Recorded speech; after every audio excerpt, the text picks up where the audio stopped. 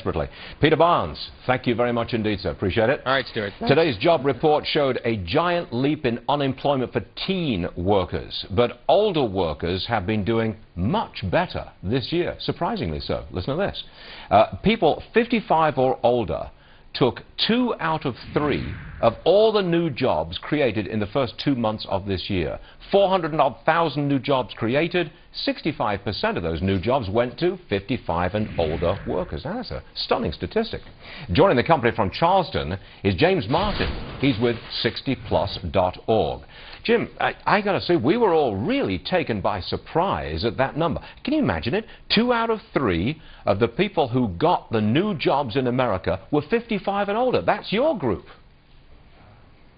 My group, and I'm glad to hear that number, Mr. Varney. Quite frankly, you know, there's good and bad to that, of course. The good is that we seniors are opting to work longer. We're living longer and healthier lives, and we're being paid for our expertise, of course. Can you explain it, though? The bad is, of course, is that... I'm sorry to jump in like that, but I want an explanation. I've never seen a statistic like this before. I've never seen so many new jobs go to older people, 55 plus, and I want an explanation. Why is this happening?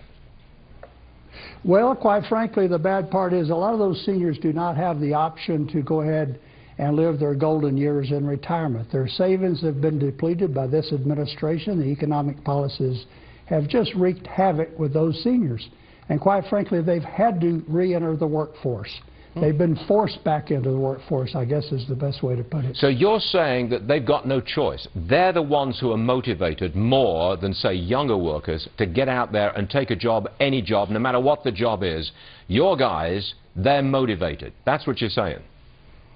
Yeah, they're motivated, quite frankly. They have to do it. You know, the economy is such that we have now grandparents competing for jobs with grandkids. That's very unfortunate. 55% of those unemployed are those young workers. But clearly, seniors are going back to the workforce. They have to. I blame it on President Obama and his policies. You know, government, as Ronald Reagan said, government is not the solution, government is the problem, and President Obama is a walking billboard for that axiom by President Reagan. James Martin of the 60 Plus group. It's always a pleasure, and we thank you very much for being with us today, sir. Thank you. Thank you.